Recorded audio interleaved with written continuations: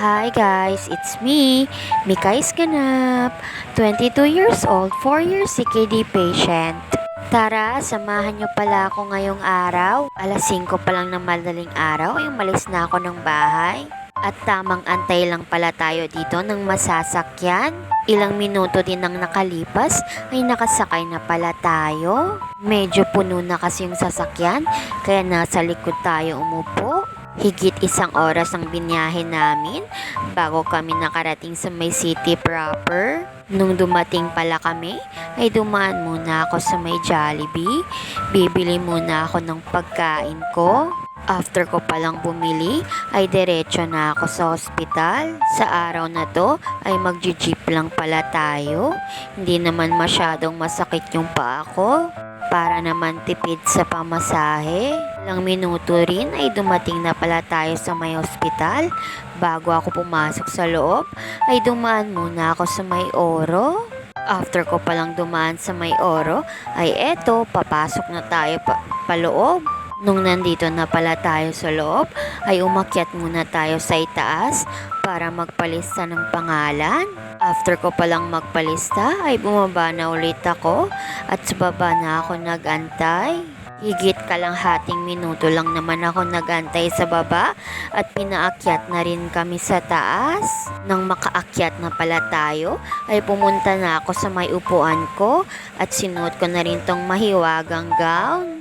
Nang masuot ko na pala tong gown ko, ay umupo na pala ako at nagantay pala ako sa nurse na tutusok sa akin ngayong araw. At ilang minuto lang ang pag-aantay, ay eto, nag-start na pala tayo.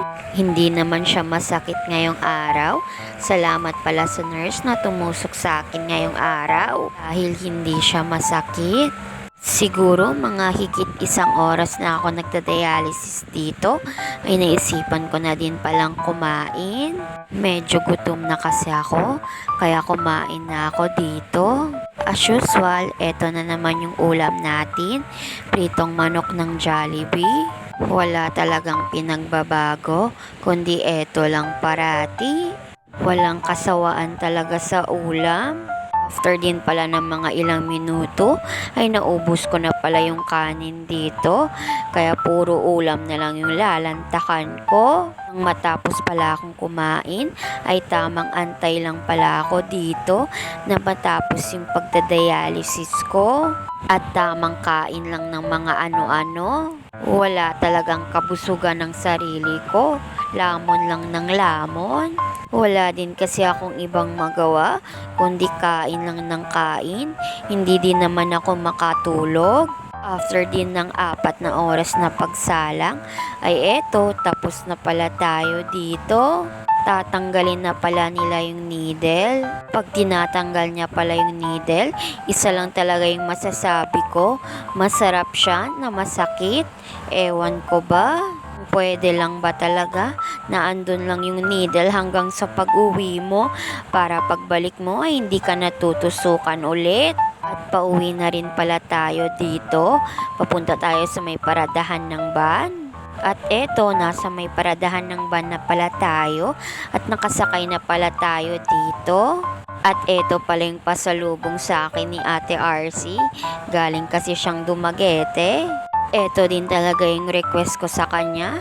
Kaya thank you talaga Ate RC. After 6 years ay matitikman ko na rin to ulit. Sylvanas pala siya.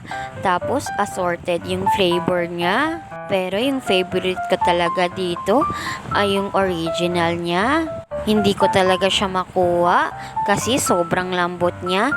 Siguro natunaw na siya. Dapat kasi sa malamig to, kaya ire-ref na lang muna natin to para mamaya masarap siyang kainin. At eto, pauwi na rin pala tayo. Kaya hanggang dito na lang. Bukas ulit. Salamat!